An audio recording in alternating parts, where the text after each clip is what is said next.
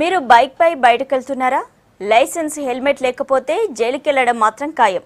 Traffic rules break చేస్తే జైలుకు పంపుతామని హెచ్చరిస్తున్న పోలీసులు అన్నంత పని చేస్తున్నారు.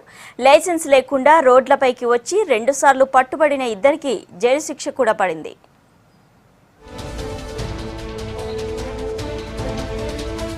సిటీలో ట్రాఫిక్ రూల్స్ పక్కాగా అమలు చేస్తున్నారు పోలీసులు.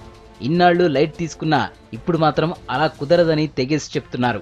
నిబంధనలు స్ట్రిక్ట్ కావడంతో ఎవరిని వదలడం లేదు. రూల్స్ బ్రేక్ చేసిన వారికి ఫైన్తో పాటు జైలు శిక్షలు కూడా పడుతున్నాయి. హెల్మెట్, డ్రైవింగ్ లైసెన్స్ ఈ రెండు లేకుండా ఎవరు దొరికినా వెహికల్ సీజ్ చేసి జైలుకు పంపిస్తున్నారు.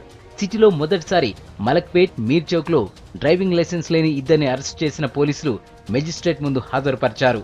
దాంతో వీళ్ళిద్దరికి ఒకరోజు జైలు శిక్ష విధించారు న్యాయమూర్తి. తప్పనిసరిగా లైసెన్సులు కలిగి ఉండాలి. లైసెన్సులు లేనటువంటి వాళ్ళు నడిపితే వాళ్ళ మీద కోర్టులో ఛార్జ్షీట్ వేయడం అనేటువంటిది జరుగుతుందని చెప్పేసి కూడా ప్రజలకు ఎలక్ట్రానిక్ మీడియా, ప్రింట్ మీడియా ద్వారా వాళ్ళకు తెలియజేయడం జరిగింది. దిల్సుఖ్ నగర్లో డ్రైవింగ్ లైసెన్స్ల కోసం, హెల్మెట్ల కోసం చెక్ చేస్తున్నటువంటి సందర్భంలో కే ఏడుకొండలు అనేటువంటి ఆటో డ్రైవర్ అక్కడ దొరికినాడు. అతన్ని 4వ తారీఖు రోజు కోర్టులో ప్రొడ్యూస్ చేయగా అతనికి 500 రూపాయలు ఫైన్ వేసి కోర్టు మందలించి వదిలేసింది. ఏదో ఒక లైసెన్స్ కలిగి ఉండాలి అనేటువంటి చాలా సందర్భాల్లో వాళ్ళకి చెప్పినాం. ట్రాఫిక్ రూల్స్ సామాన్యులకే కాదు తమ డిపార్ట్మెంట్ కి వర్తిస్తాయంటున్నారు పోలీసులు. సుప్రీంకోర్టు గైడ్ లైన్స్ ప్రకారం రూల్స్ బ్రేక్ చేస్తే చర్యలు తప్పవని హెచ్చరిస్తున్నారు. పోలీసులకు డ్రైవింగ్ లైసెన్స్, హెల్మెట్ కంపల్సరీ అంటూ సర్క్యులర్ ఇచ్చిన పోలీసులు వాటి అమలులోనూ అదే దూకుడు చూపిస్తున్నారు. ఇప్పటి వరకు సిటీలో 25,000 కేసులు పెట్టారు. అందులో పోలీస్ శాఖ సిబ్బంది కూడా 100 మంది ఉన్నారు. ఇది స్టార్ట్ అయిన నుంచి సుమారుగా మనము ఒక 25,000 పై కేసులు కట్టాము. ఇది హెల్మెట్ కేసెస్.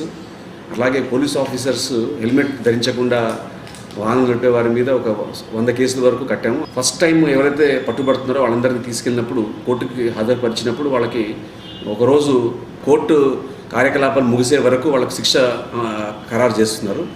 అందులో భాగంగా ఈరోజు ఒక ఇద్దరి మీద ఒకరోజు జైలు శిక్ష ఖరారు చేశారు.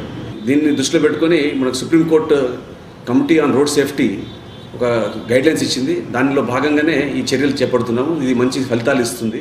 హైదరాబాద్ను ప్రమాదాలు లేని సిటీగా మార్చేందుకు ప్రజలు సహకరించాలని కోరుతున్నారు పోలీసులు. రూల్స్ అమలుకు కఠినంగా వ్యవహరించక తప్పదంటున్నారు.